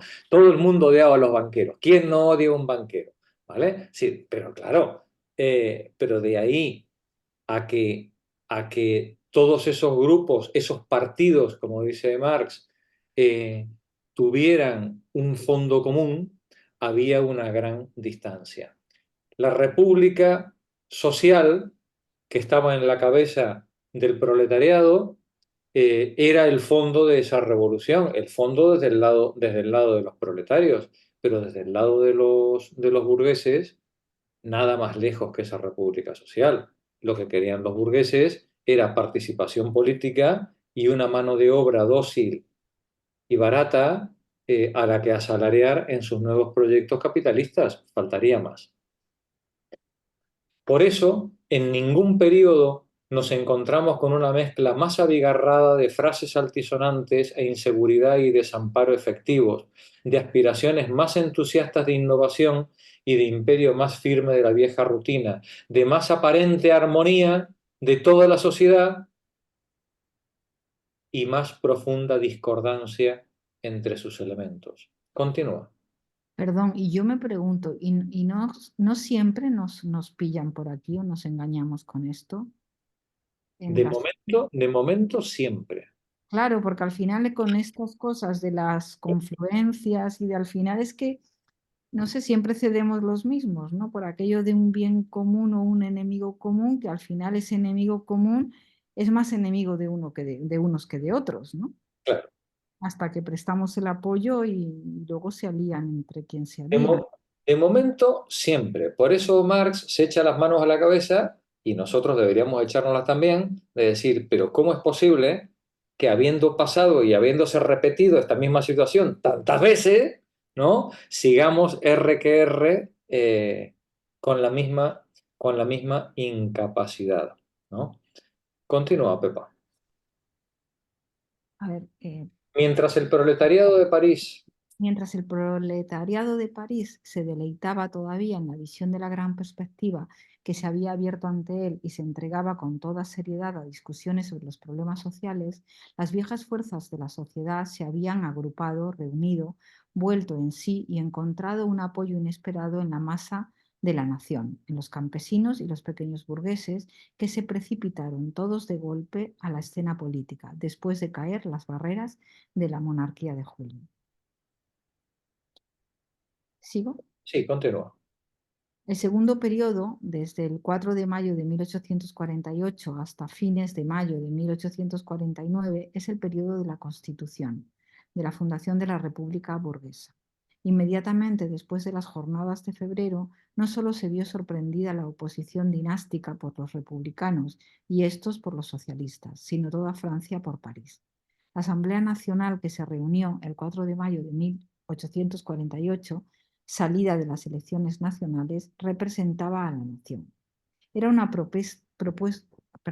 protesta viviente contra las pretensiones de las jornadas de febrero y había de reducir al rasero burgués los resultados de la revolución. Las elecciones del 4 de mayo lo que son es una protesta contra los excesos sociales del gobierno provisional de febrero. Es que la revolución ha ido demasiado lejos. Es que se han hecho cosas que ponen en peligro a Francia. Es una protesta viviente contra las pretensiones de las jornadas de febrero y había que reducir al rasero burgués los resultados de la revolución. Continúa, Pepa. En vano, el proletariado de París, que comprendió inmediatamente el carácter de esta Asamblea Nacional, intentó el 15 de mayo, pocos días después de reunirse esta, destacar por fuerza su existencia, disolverla, descomponer de nuevo en sus distintas partes integrantes la forma orgánica con que le amenazaba el espíritu reaccionante de la nación. Como es sabido, el único resultado del 15 de mayo fue alejar de la escena pública durante todo el ciclo que examinamos a Blanqui y sus camaradas, es decir, a los verdaderos jefes del partido proletario.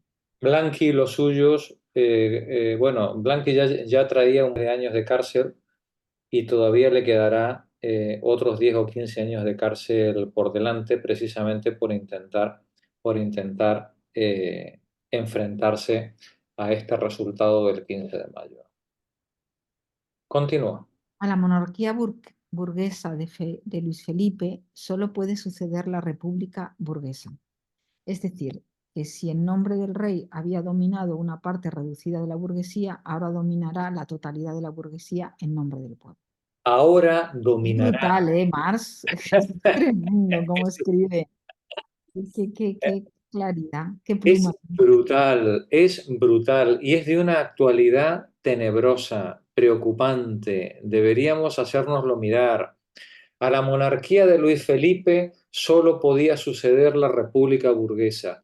Es decir, que si en nombre del rey había dominado una parte reducida de la burguesía, ahora dominará la totalidad de la burguesía en nombre del pueblo.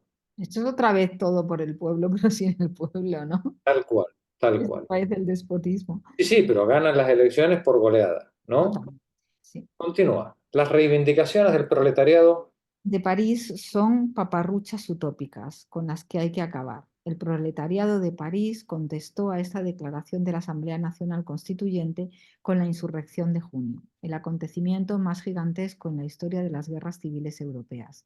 Venció la República Burguesa. A su lado estaban la aristocracia financiera, la burguesía industrial, la clase media, los pequeños burgueses, el ejército, el lumpen proletariado organizado como guardia móvil, los intelectuales, los curas y la población del campo. Al lado del proletariado de París no estaba más que el sol. Más de 3.000 insurrectos fueron pasados a cuchillo después de la victoria y 15.000 deportados sin juicio. Tremendo. Creo que este texto hay pocos textos de Marx con una actualidad en su época, ¿no? Y en esta tan demoledora, ¿no? Tan demoledora. La insurrección de junio, ¿os acordáis que la insurrección de junio se produce para defender los talleres nacionales, ¿no? Son las jornadas de junio. El acontecimiento más gigantesco en la historia de las guerras civiles europeas. Venció la República Burguesa. A su lado, al lado de la República Burguesa, estaban la aristocracia financiera, la burguesía industrial, la clase media, los pequeños burgueses, el ejército, el lumpenproletariado organizado como guardia móvil, los intelectuales, los curas y la población del campo. Digamos que el malentendido de febrero se había disipado en junio. Al lado del proletariado de París no estaba más que él solo. Elida, por favor, continúa tú, termina el texto. Con esta derrota. Con esta derrota, el proletariado pasa al fondo de la escena revolucionaria. Tan pronto como el movimiento parece adquirir nuevos bríos, intenta una vez y otra pasar nuevamente a primer plano, pero con un gasto cada vez más débil de fuerzas y con resultados cada vez más insignificantes. Tan pronto como una de las capas sociales superiores a él experimenta cierta efervescencia revolucionaria, el proletariado se enlaza a ella y así va compartiendo todas las derrotas que sufren unos tras otros los diversos partidos. Pero estos golpes sucesivos se atenúan cada vez más cuanto más se reparten por toda la superficie de la sociedad. Sus jefes más importantes en la Asamblea Nacional y en la prensa van cayendo unos tras otros, víctimas de los tribunales, y se ponen al frente de él figuras cada vez más equívocas. ¿Hay algo más actual que este texto? ¿No? Es terrible. Atemoriza leer estas palabras escritas en 1848. Dice, tan pronto como una de las capas sociales superiores a él, al proletariado, experimenta cierta efervescencia, ¿no? La pequeña burguesía, los intelectuales, quieren protestar, el proletariado se enlaza con ella. Y así va compartiendo todas las derrotas que sufren unos tras otros los diversos partidos. Pero estos golpes sucesivos se atenúan cada vez más, cuanto más se reparten por toda la superficie de la sociedad. Sus jefes más importantes en la asamblea y en la prensa van cayendo unos tras otros, víctimas de los tribunales, y algunos creíamos que el lawfare lo habíamos inventado ahora, ¿no? Víctimas de los tribunales, y se ponen al frente de él figuras cada vez más equívocas, y así aparecen los Felipe González, aparecen los Tony Blair, aparecen, ¿no? Es decir, aparecen todos estos descafeinados, ¿no? Que dicen representar al proletariado, cuando en realidad son comparsa, cuando no meros sicarios de la burguesía y de los intereses económicos del país. Continúa, Elida. En parte se entrega a experimentos doctrinarios, bancos de cambio y asociaciones obreras, es decir, a un movimiento en el que renuncia a transformar el viejo mundo, con ayuda de todos los grandes recursos propios de este mundo, e intenta, por el contrario, conseguir su redención a espaldas de la sociedad, por la vía privada, dentro de sus limitadas condiciones de existencia, y por tanto forzosamente fracasa. Otro párrafo brutal, ¿no? El proletariado, víctima de todo este machaque, traicionado por los suyos, traicionado por sus compañeros de revolución, perseguido en los tribunales, perseguido por la policía, dicen, bueno, pues se entrega a experimentos doctrinarios, a cooperativas, asociaciones obreras, a un movimiento en el que renuncia a transformar el viejo mundo con la ayuda de los grandes recursos propios de este mundo, e intenta, por el contrario, conseguir su redención a espaldas de la sociedad por la vía privada, dentro de sus limitadas condiciones de existencia, y por tanto, forzosamente, fracasa. Continúa, Elida. Parece que no puede descubrir nuevamente en sí mismo la grandeza revolucionaria, ni sacar nuevas energías de los nuevos vínculos que se han creado, mientras todas las clases con las que ha luchado en junio no están tendidas a todo lo largo a su lado mismo. Pero por lo menos sucumbe con los honores de una gran lucha de alcance histórico universal. No solo Francia, sino toda Europa tiembla ante el terremoto de junio, mientras que las sucesivas derrotas de las clases más altas se consiguen a tan poca costa que solo la insolente exageración del partido vencedor puede hacerlas pasar por acontecimientos. Y son tanto más ignominiosas cuanto más lejos queda del proletariado el partido que sucumbe. Ciertamente, la derrota de los insurrectos de junio había allanado el terreno en que podía cimentarse y erigirse la república burguesa, pero al mismo tiempo había puesto de manifiesto que en Europa se ventilaban otras cuestiones que la de república o monarquía. Había revelado que aquí república burguesa equivalía a despotismo ilimitado de una clase sobre otras. Qué brutal, ¿no? Es decir, la derrota de junio lo que había demostrado era que aquí estábamos hablando de otra cosa. Aquí no estábamos hablando de república o de monarquía. Aquí de lo que estábamos hablando era de implantar el despotismo ilimitado de una clase sobre las otras.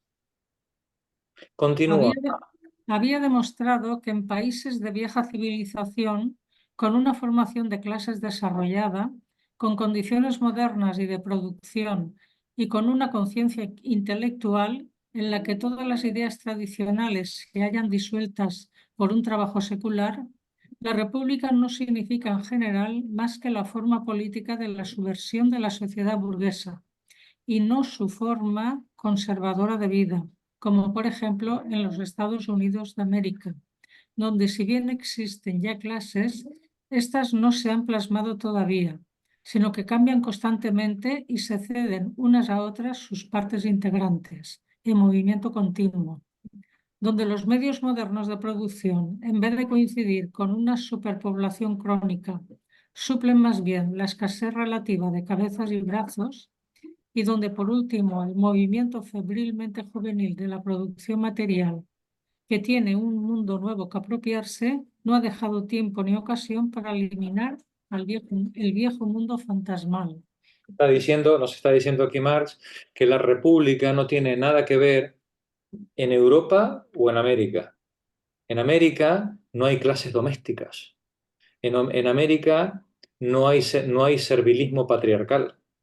En América lo que hay son pequeños propietarios que tienen que trabajar ellos mismos el campo. No hay una clase obrera proletaria en esa época, ¿no?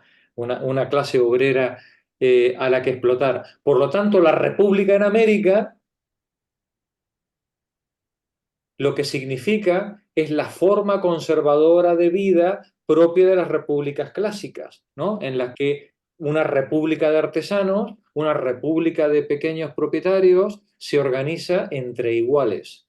Pero las repúblicas europeas no son eso. Las repúblicas europeas ya parten de una clase servil doméstica que ha sido desposeída y arrojada al mercado de trabajo. Por lo que la república en Europa no significa otra cosa que la subversión, la rebelión de la sociedad burguesa frente al antiguo régimen para hacerse valer y para poder disponer no solamente de los medios políticos, sino de toda esa clase que ha liberado para poder arrojar al mercado de trabajo. Termina el párrafo, Elida. Durante las jornadas de junio, todas las clases y todos los partidos se habían unido en un partido del orden frente a la clase proletaria, como partido de la anarquía, del socialismo, del comunismo. Habían salvado a la sociedad de los enemigos de la sociedad. Ahora los enemigos de la sociedad eran los trabajadores. Eran los trabajadores. Los que habían montado las barricadas en febrero. Ahora eran los enemigos, ¿no? Anarquistas, socialistas, comunistas, bolivarianos, ¿no? Continúa, Elida. Habían dado a su ejército como santo y seña los tópicos de la vieja sociedad: propiedad, familia, religión y orden, y gritado a la cruzada contrarrevolucionaria: bajo este signo vencerás. Desde este instante, tan pronto como uno cualquiera de los numerosos partidos que se habían agrupado bajo aquel signo contra los insurrectos de junio, intenta situarse en el palenque revolucionario en su propio interés de clase, sucumbe al grito de propiedad, familia, religión y orden.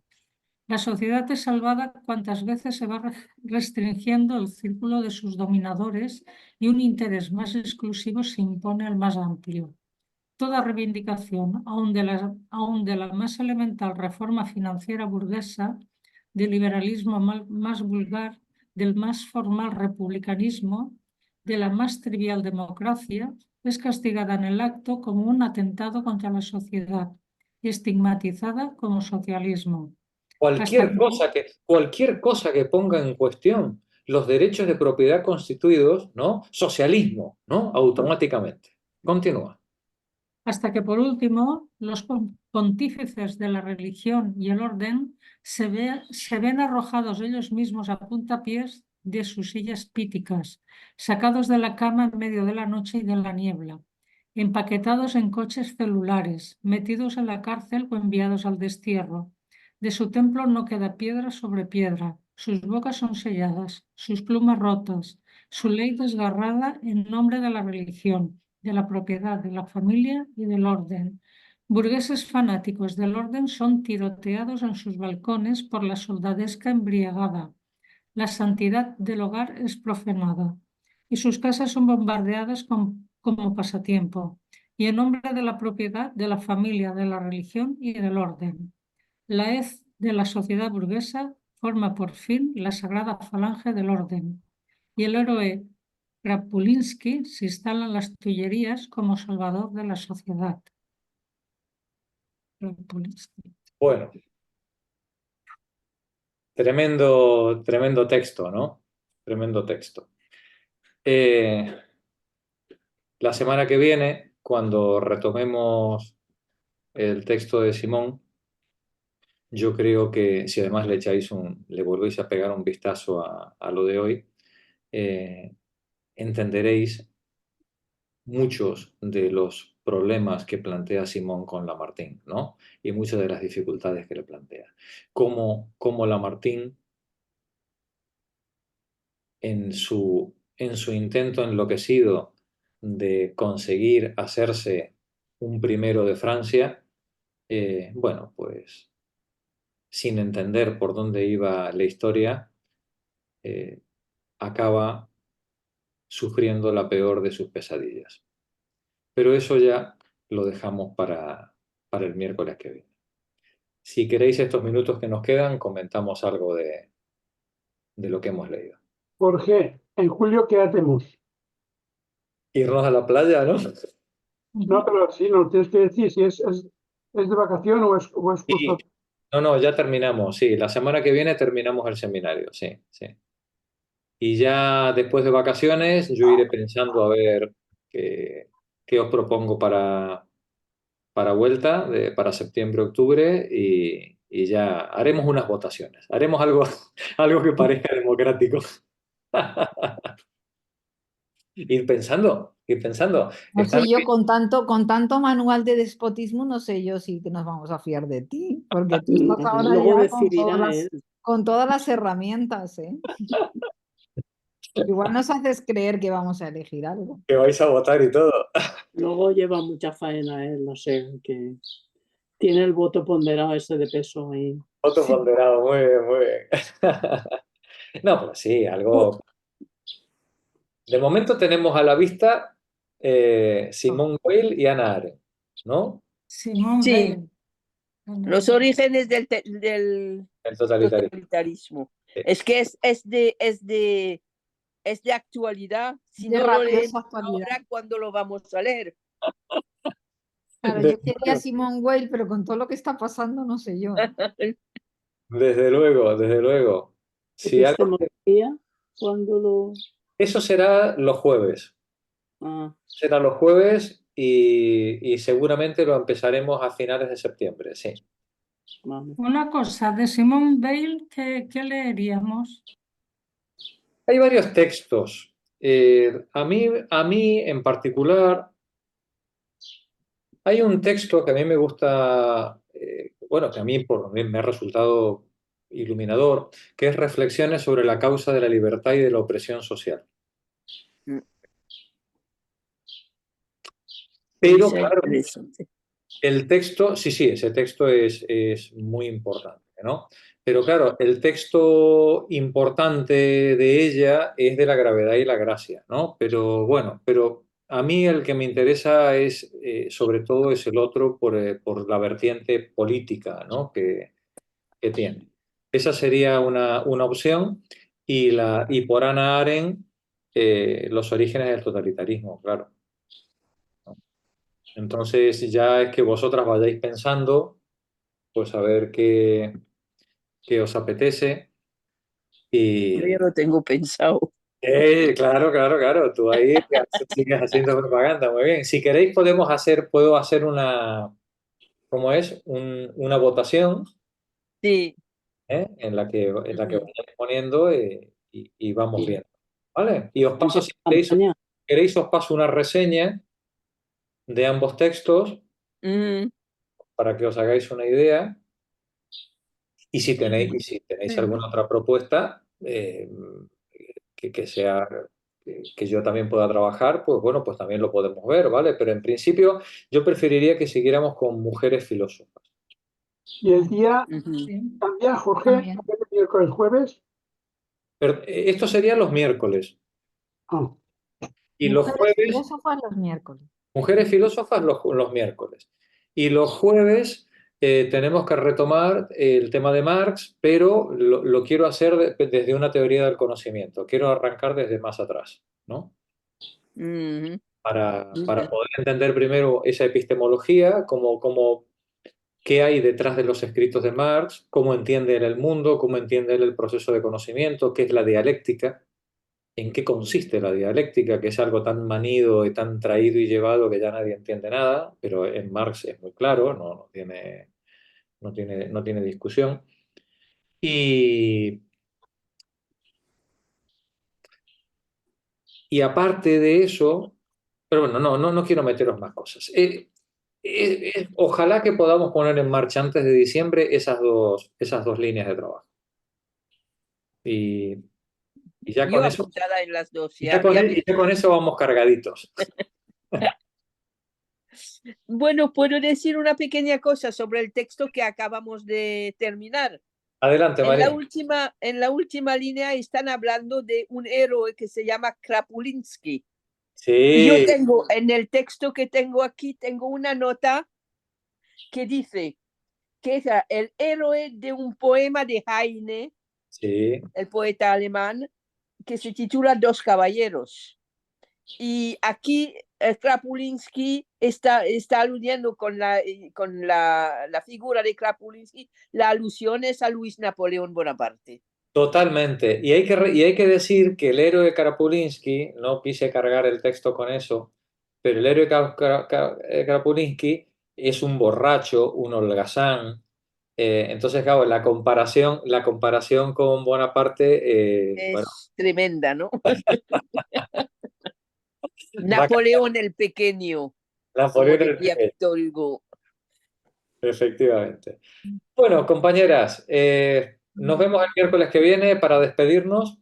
Y Jorge, el Copete, cualquier cosa que hagamos, tú siempre estás en primera fila como invitado especial, ¿vale? Así que por favor, cuando retomemos los seminarios en septiembre, te espero ahí y a los amigos que tú quieras invitar también, ¿vale? ¿Sí? Buena semana, compañeras. Igualmente. Buena Adiós. semana. Buena nit, Buena buena semana. semana. Adeu. Adeu.